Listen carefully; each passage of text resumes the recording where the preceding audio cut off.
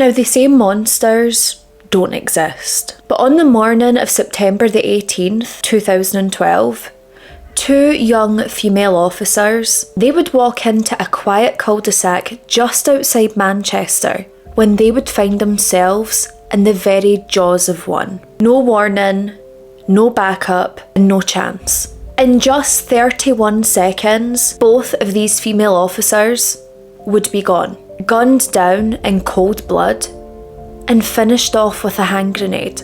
But this wasn't the result of some horrific terrorist attack. This was the result of one man, one monster, a street-level drug dealer with one eye, two guns, and 4 murders behind him. And his name was Dale Cregan. Hi everyone, welcome back to my channel, or welcome to my channel if you are new here. I hope you're all doing so well. Welcome back to another true crime episode.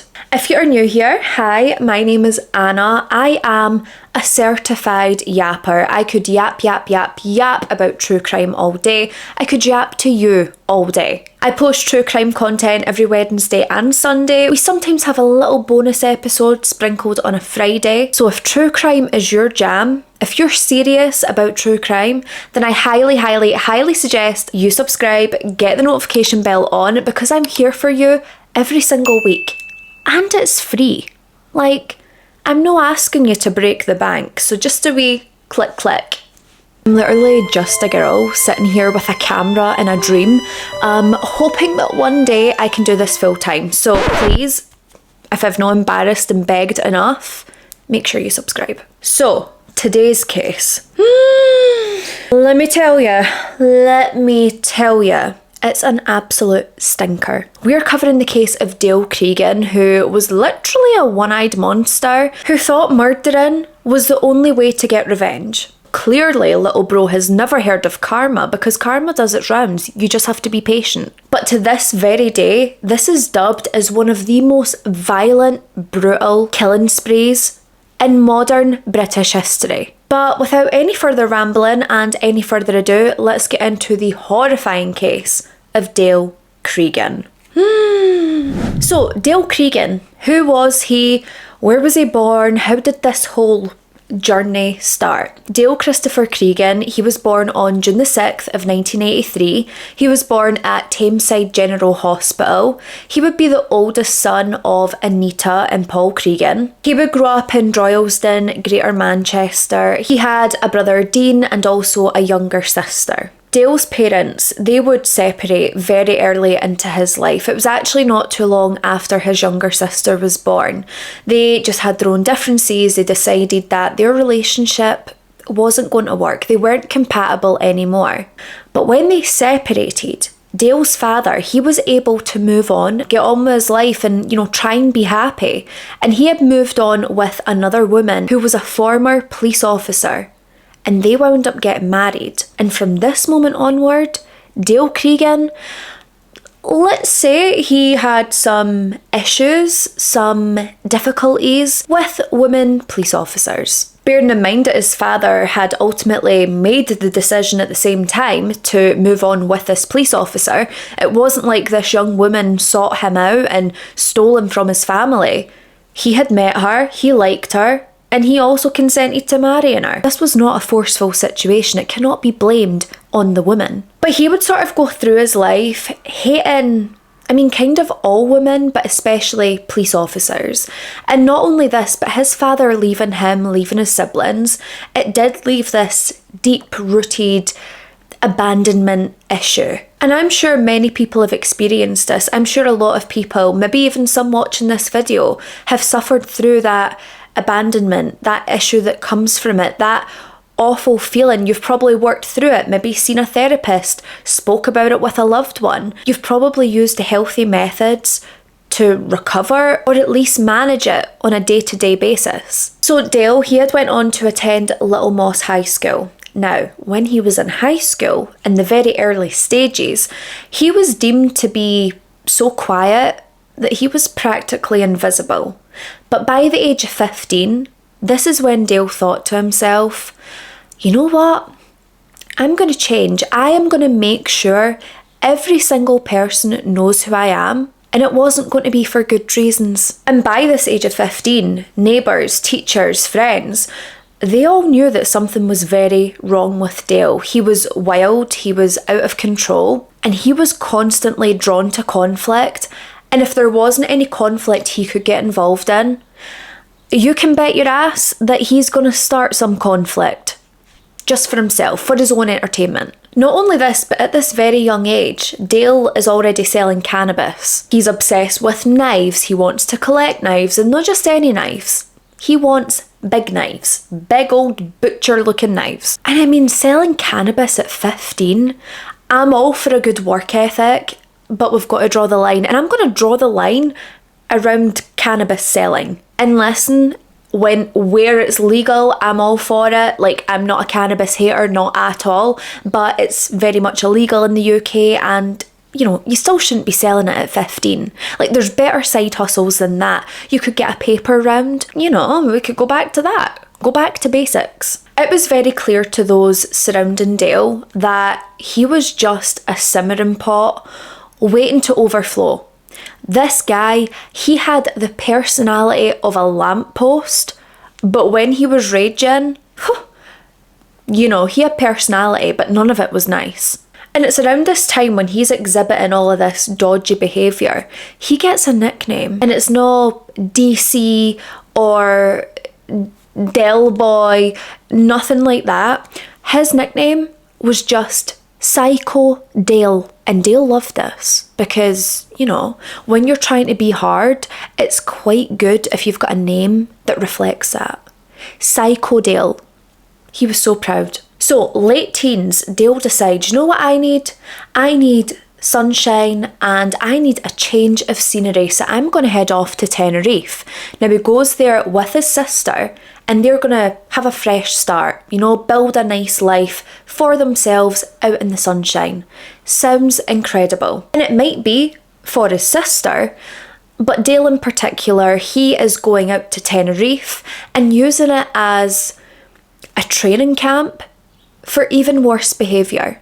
And when he returned from Tenerife, he was hardened, he was paranoid, and he was connected to underworld dealers. He's flying with the big boys. So the early 20s roll around, you know, life moves quick. He's 20 overnight. And when the 20s roll around, he's bragging to people that he is making £20,000 per week selling cocaine. And whilst he's selling cocaine, he thinks it's amazing because he's actually posing as a plasterer. Bearing in mind, he's posing as a plasterer. He's going out to houses with his cocaine. He is selling the cocaine to people within the house, and then he's walking out like 5 minutes later. His trousers are clean. His top is clean. There is not a bit of plaster in sight. And I've had plastering work done in my house, and trust me, there is no job I've seen that takes 5 minutes. But at this point, he is now aligned with Manchester's notoriously known A-Team. No, like the da-da-da-da-da-da. No.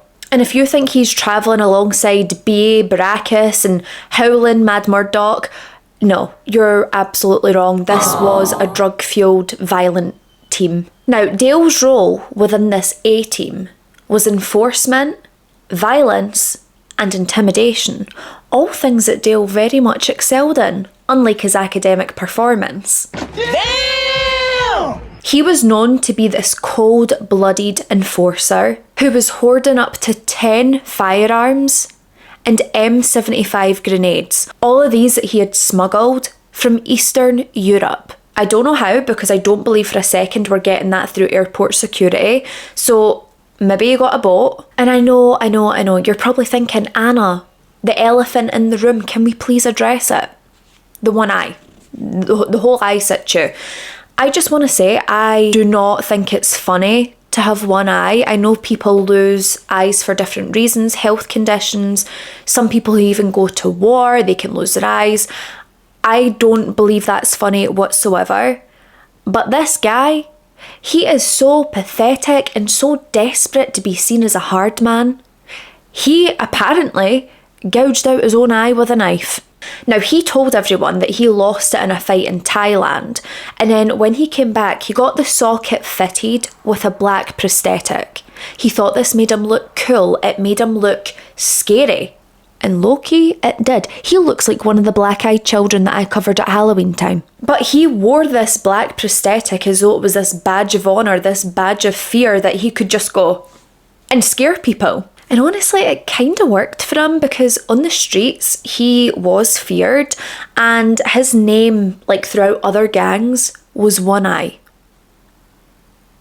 No One-Eyed Willie like the pirate, but just One Eye. Oh, there's One Eye. Everybody stand straight. And now comes a family feud, the thing that would really kickstart his murderous spree. You hear family feud and you think of the game show, but in this case, it's not quite the game show, it's actually a very dangerous, murderous feud. So the Short family, they would be led by 46-year-old David Short. They were a known local crime family that was thought to be quite notorious throughout Manchester. His son, 23-year-old Mark Short, he was well known within the pub scenes and also local rackets. Now this feud would ignite on May the 13th, 2012, and it would start at the Gardener's Arms, which is a pub in Manchester. So in the pub, we've got Teresa Atkinson, her son is Leon Atkinson, and Leon, he is a very close known associate of Dale Cregan. So Teresa Atkinson, she gets in this feud with a man by the name of Raymond Young, and he was a known associate of the Short family. So an argument breaks out and it escalates very quickly. Teresa then throws a bottle at Raymond, and Raymond turns around and slaps her in the face. Teresa at this point, she immediately just wants to leave, but she's not leaving because she's scared. She is leaving because she is furious and she needs someone to take care of this. So when she's storming out the pub, she shouts back to Raymond and says, "I'm going to get you done by my sons." So Teresa goes to Leon and Leon goes to Dale Cregan, and he tells Dale Cregan, "Did you hear? Raymond Young, he slapped my mum.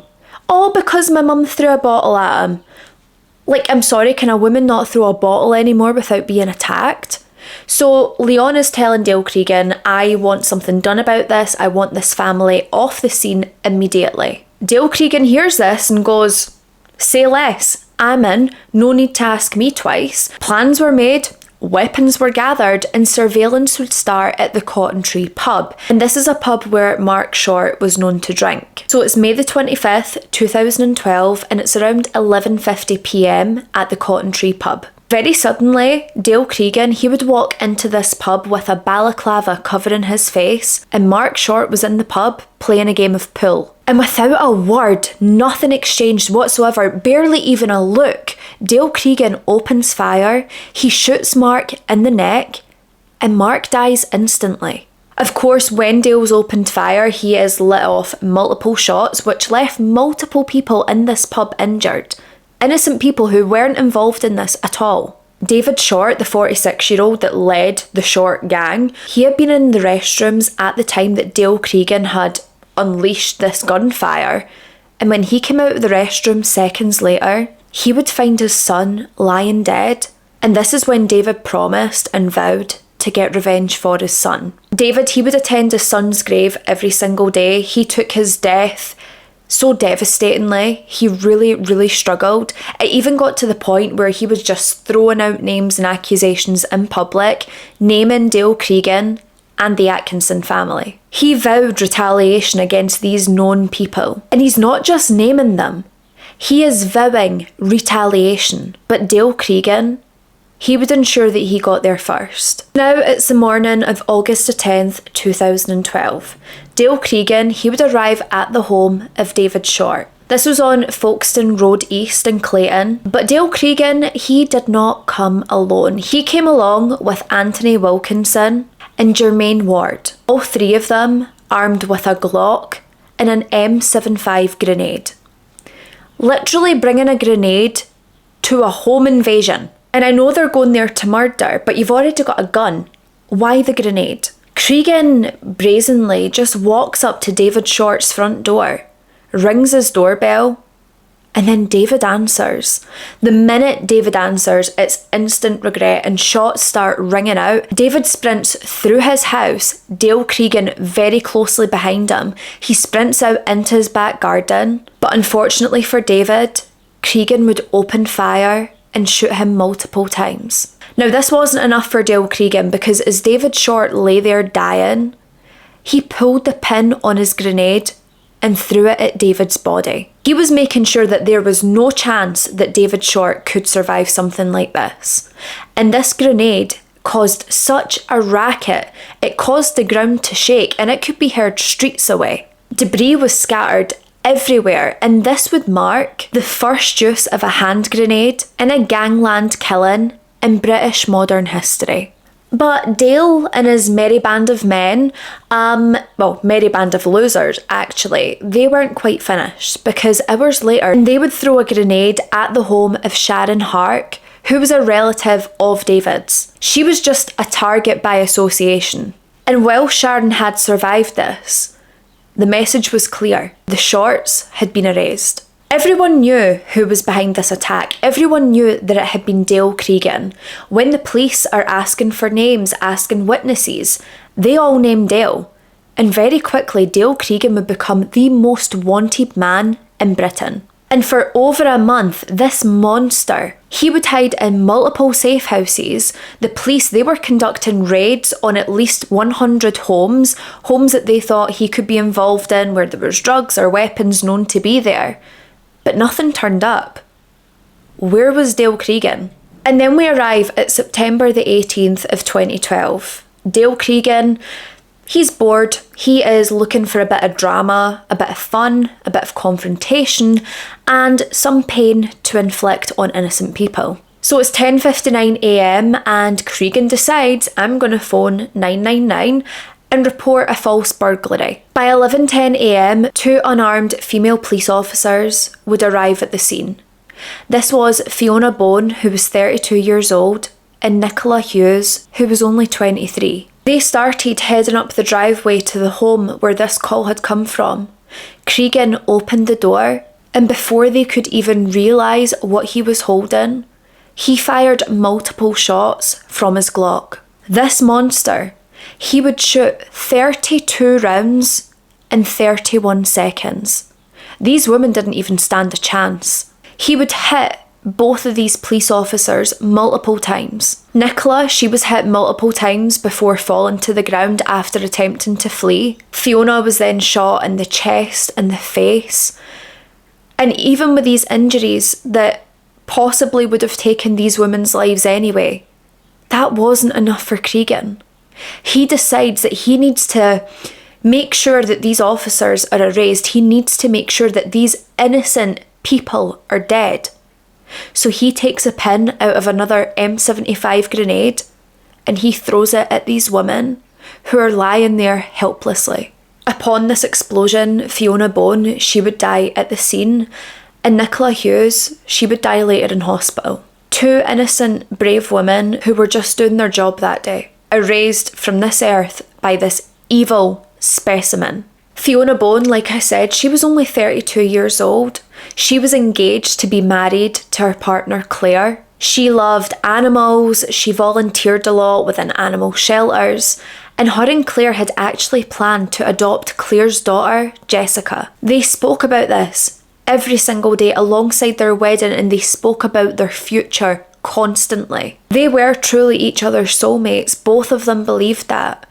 And on the day that Fiona Bone would be murdered, she had spent earlier that morning working on their wedding invitations. A wedding that she would never see or get to experience. Fiona's father, Peter Bone, he was a former RAF engineer, and he stated that Fiona had never been so excited for anything in her entire life.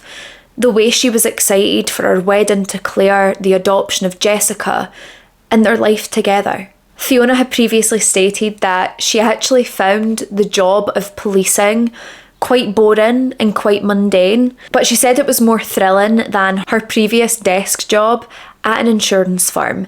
And I can honestly agree with that, being someone who has worked at insurance firms. Despite the risks that she could face in her line of work, Not once did she openly tell her family or friends that she was ever scared to go into work.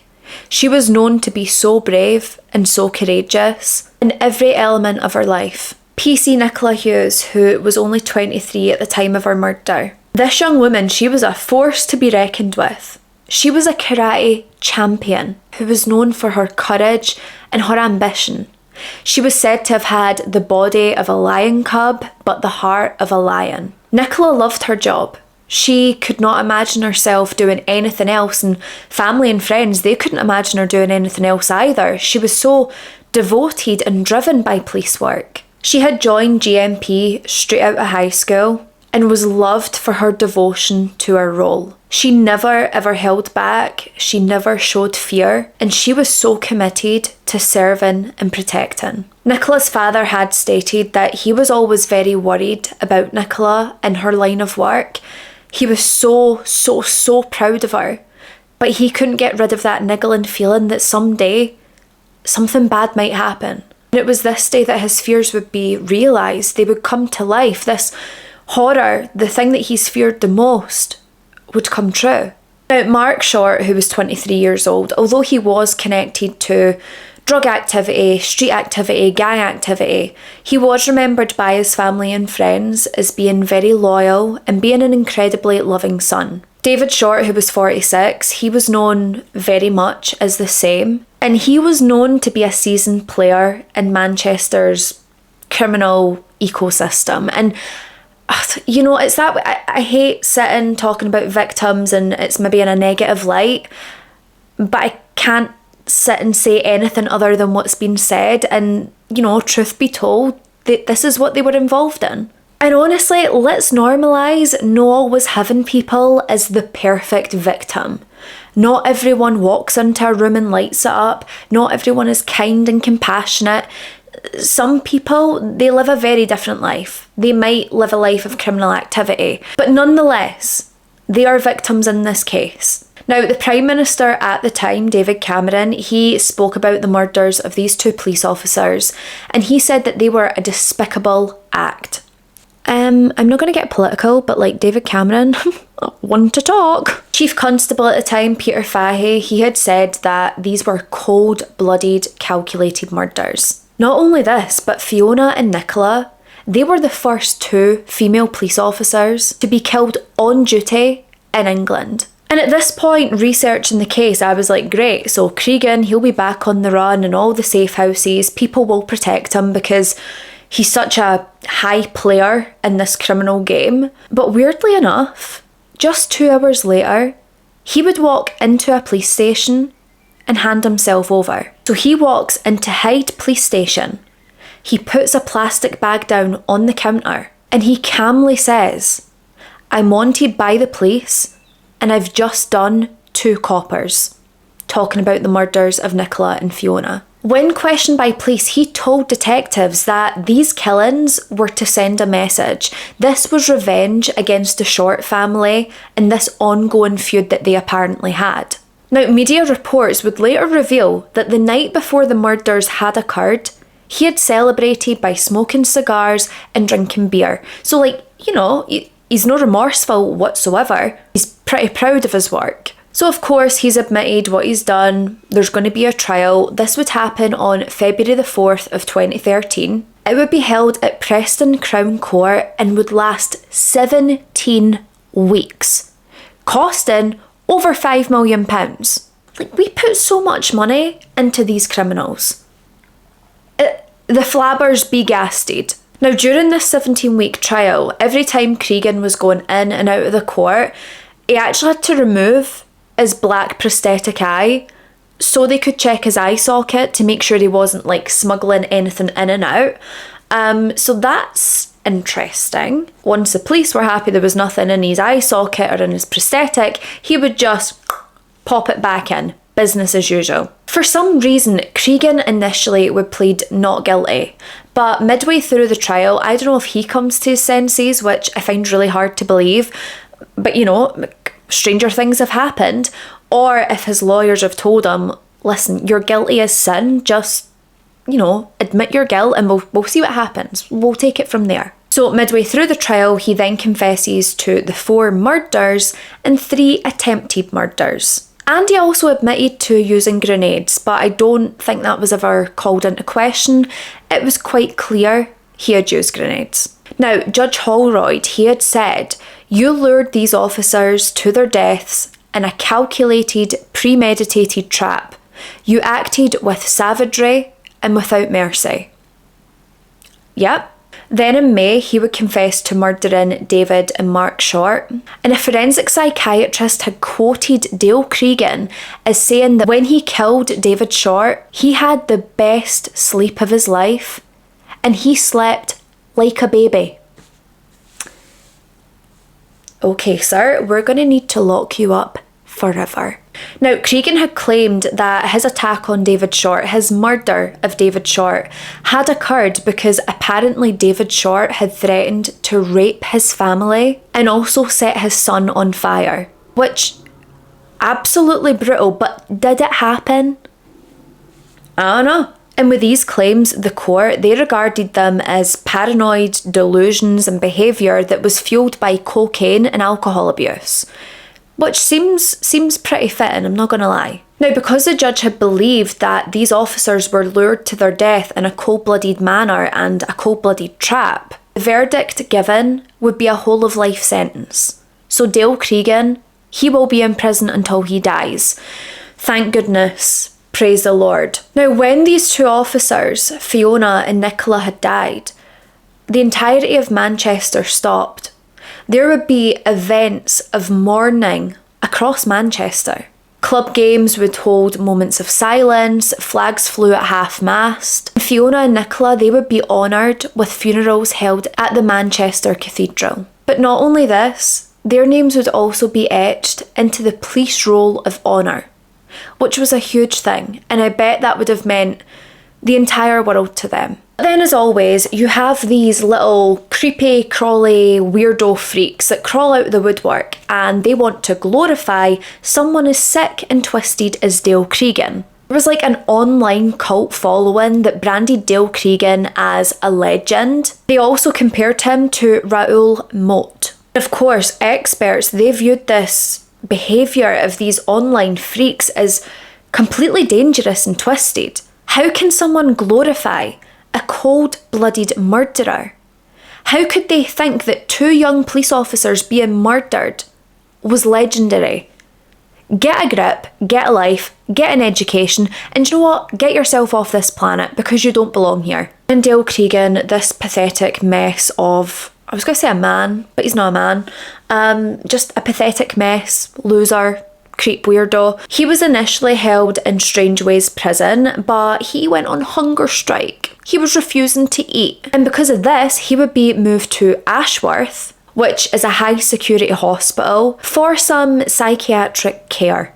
Personally, I would have let him starve, but then again, I don't work there. In May of 2024, Paul Cregan, Dale Cregan's father, he would pass away just days before he was due to visit his son. Paul had previously stated to family and friends that he was just torn up between the guilt, the shame, and the embarrassment of what his son had done. And if you're out there and you're a Dale Cregan fanboy, please reevaluate yourself, reevaluate your life, because what the hell are you doing? This guy was an absolute fruitcake whose ego and thirst for violence got the better of him. He's not someone to be celebrated, he's pathetic. But anyway, less of Dale Cregan and his, little weirdo followers. Let's bring it back to the people who actually matter in this case. And that is the victims of today's case. Victims with futures, victims with family, friends, loved ones who love and miss them every single day. 2 ambitious, beautiful young women who lost their lives whilst innocently doing their job, who were there to help someone who they thought needed help, who they thought was in distress. They were there to protect that person, and that person ended up being a monster. I am so happy that their names are remembered and that their names are celebrated, because their bravery and their courage and their strength should never ever be forgotten. I'm sending love, strength and prayer to all the family members and friends who knew these victims, who loved these victims, and I just hope that they are all resting peacefully. But my loves, that is it for another true crime video. I hope this one was interesting for you. I hope it was one that you've maybe not heard of, or at least maybe don't know all the details of. Any case suggestions you have can be left in the comments down below, or you can send them to me via email or Instagram DM.